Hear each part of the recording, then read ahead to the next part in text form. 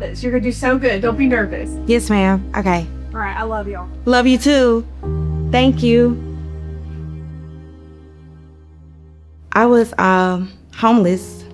I was pregnant, and I was at a doctor's appointment. And a lady saw me, and I told her that I was homeless. I had nowhere to go, and she told me about the Lovelady. I got pregnant with my oldest daughter, and then I lost my mom to cancer. I started struggling with mental health. I started being in depression, and I lost my daughter, my oldest daughter. I was with some guys, and they laced my marijuana, and that's when they diagnosed me with schizophrenic and bipolar. I was in the hospital for like 90 days. I met another guy. I didn't have no kind of God. I just was like, I was just completely out of it. And then I got pregnant with my son, and I was homeless again. And I was like, God, I'm tired. I'm tired. Either I'm gonna lose my life, or I'm gonna just get right with you and walk it out. Both my mom and stepdad were alcoholics and would stay up all hours of the night. When I was 13, I was first introduced to alcohol. My addiction started with self-medicating. It later led on to pills and heavier drugs, and that went on for about 15 years. I knew I needed help, and that's kind of what brought me to Lovelady. When I left, I thought I had it all together. So I left and immediately moved into my own housing and separated kind of myself from Lovelady. So I ended up relapsing. Because of that, I didn't put the things in place that needed to be in place before I left. I got here May 1st of 2024. I'd been 10 days in the hospital on a psych hold, and then 7 days in an actual psychiatric hospital. And then came here, and I was in there for attempted suicide. I just knew Lovelady was my last shot. I'd had a previous attempt in 2022. I ended up losing my job, went and stayed with my brother for a little while, but just could not pull myself together. So I ended up losing everything I owned. And on the day they came to evict me, I attempted suicide again. And that was the one right before I came to Lovelady.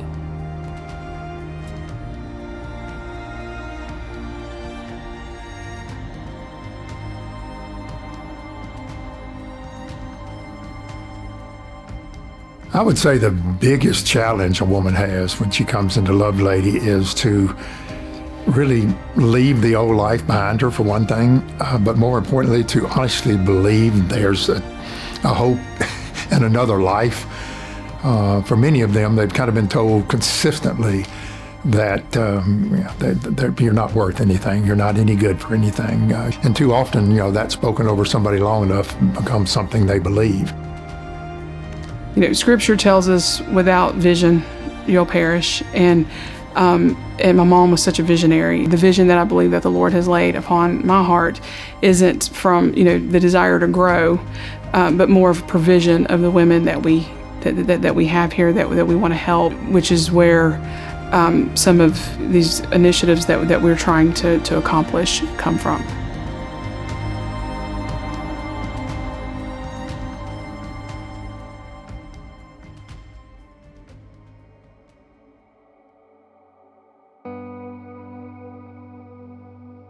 If you knew Brenda and you know Melinda and Johnny, they do not like to turn anyone away, no matter what.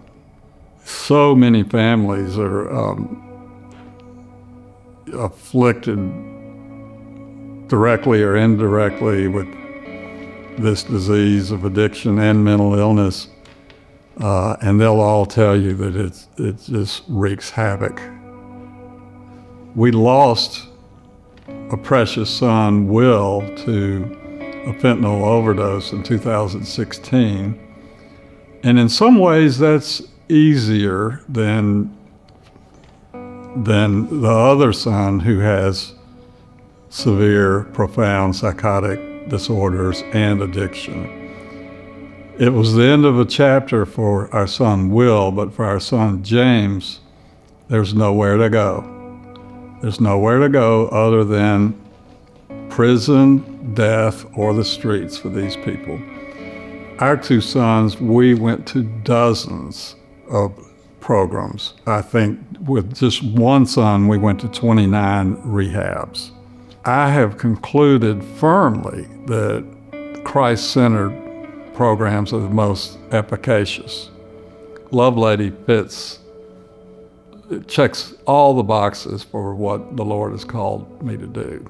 They're not a threat to the population, then we're going to give them a shot, because right now there's nowhere else, nowhere that we have found that will give someone that opportunity just to come in and to get stabilized, to see if we could get to the other side. When ladies come to the Lovelady Center, there's so many different issues.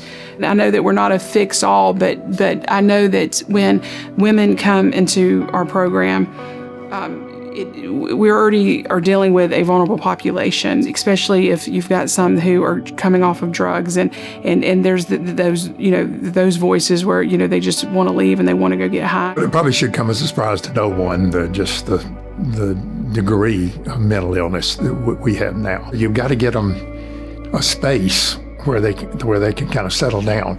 The big challenge with our building here and the way the program has gone, if you're the size of the building, 500 plus women plus children that are in the program, it's impossible for us to get them isolated to the point where they can hear, and us to take them through the process, working with the great doctors at Live Oaks, the Christ Health Center, and the other great doctors that work with us to use the medication to calm down the voices, get them stabilized. And if there are just all sorts of things going on around them, they can't slow down enough to hear. One particular woman who had been to Lovelady before, loved her dearly.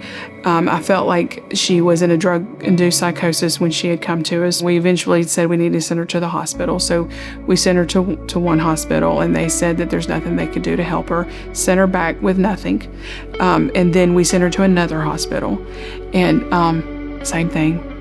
We ended up sending her to 4 hospitals. The 4th one discharged her around 10 p.m. at night, and she came back into her room, and the voices taunting her, she decided that she was going to leave. She leaves without any of us knowing, and she goes and walks on the interstate and ends up getting hit by a car and killed. If we could have just kept her safe for 30 days, if the hospital would have hospitalized her for 30 days, I think we'd be, I see so many women who come in who after 30, 45 days, they're not the same. It takes those 30, 45 days to get to the not the same, and to where they start to transform, and you start to see who God created them to be, and it takes time. I feel like we lose women who they walk back out to the streets, and I know that they're not safe there either, and so if we had that separate place, and we have wonderful, beautiful partners that can provide the medical treatment, we just need to provide the place for stability.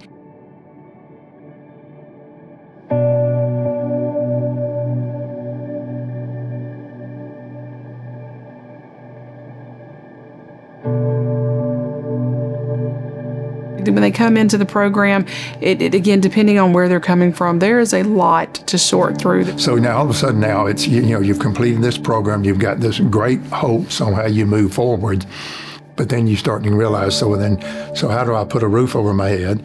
How do I put food on the table? How do I get a job that pays a decent wage? How do I get to that job if I get it? And what do I do with my child during that time so I can be at work and do what I'm supposed to do? So we kept seeing these kind of problems mount up, and it was almost like God said, well, it's kind of time for next steps. We need to continue to empower and to equip them. We need next steps. We need to help them develop their next steps. was a woman to graduate. She'd leave. We had great hopes for them, and it wouldn't be long before that phone would ring, and what we would hear is, I want to come home. We started noticing the depth of the need when we had over 150 graduates living in the center. Every time we would have a graduation, 70 to 80% of the grads were staying, and it's because community is important. Our grads know that. They value the accountability. So the idea is, okay, to acquire apartment complexes close to where we are. They won't be renting their apartments, they'll be in the program. And we can start them out with program fees that are very reasonable. And then over an 18-month process, we'll slowly graduate those fees up. But at the same time, we'll be helping them reestablish their credit, take financial literacy courses, learn how to budget, get a job. And that's one of the first prerequisites of getting into this program is to get some sort of job so you start your income, but then learn how to start advancing in that job and hopefully move to a career. It is definitely life or death. I've seen it. And none of this was just created because we're like, let's find something else to do because we've got plenty to do. It came from, wait a minute, she might would have lived if she had these tools, if she had this opportunity. If these needs, if these things can't be met, then more women are going to die. More children are going to go into foster care. And that's not okay. I think we average now almost 7 applications a day, every day. Just being able to maximize everything we do is critical to meet the needs of those people. So the need is obviously great.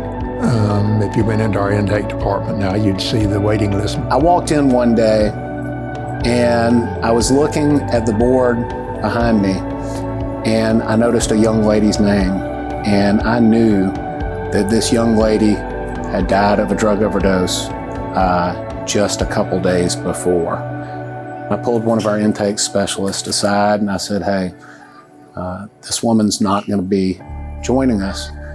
But that day I understood just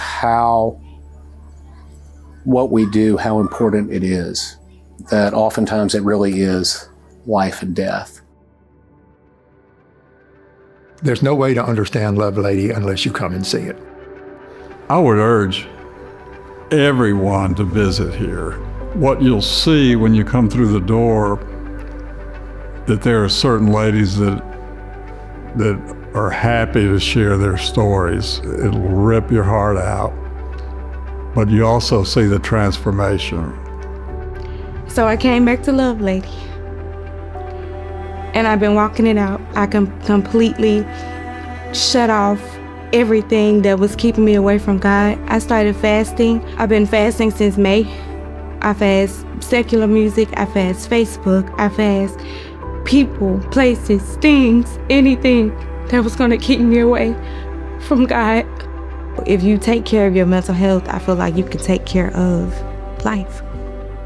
I'm in Brenda's Courtyard, and I love it. It feels good to get up in my own place, pray, get my kids ready for school, cook dinner, and all the things, and just be out of that facility mode, you know?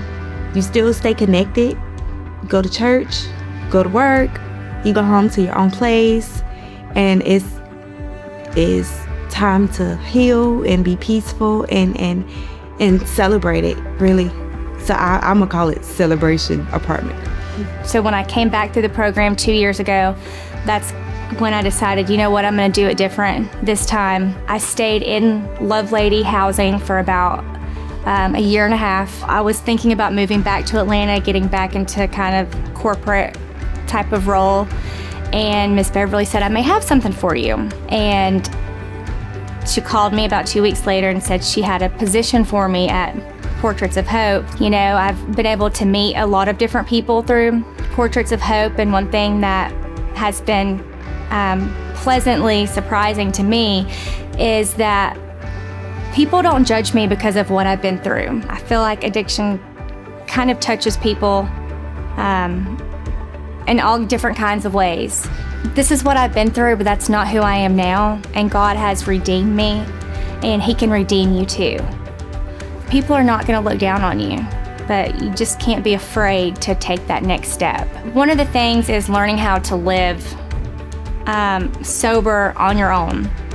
And having the Lovelady Center housing allows you to do that, but with still a safety net. You still have the support and the community and the love.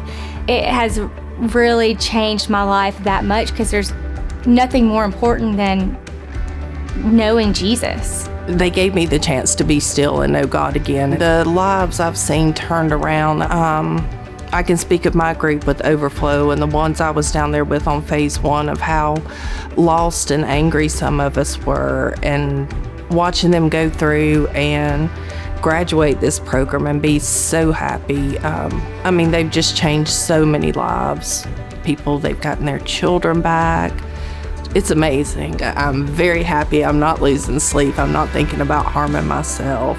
The Lovelady is what gave me the chance to turn my life around to do that. I've made some really good friends I would have never thought I would have made in a million years. You can have the worst day ever, and there's always going to be somebody to just give you a hug and say I love you and encourage you, whether it be a staff member, a client, a volunteer. And we get constant love, and that helps your mental health so much. Seeing that verse, to be still and know that I'm God, I knew I was where I belonged, that I was with family, and that's how I've been treated here. I was called unworthy. I was called a failure, but I am called worthy. I am called favored. I am called blessed. I am called chosen. And I am called all the things that God has appointed me to be called.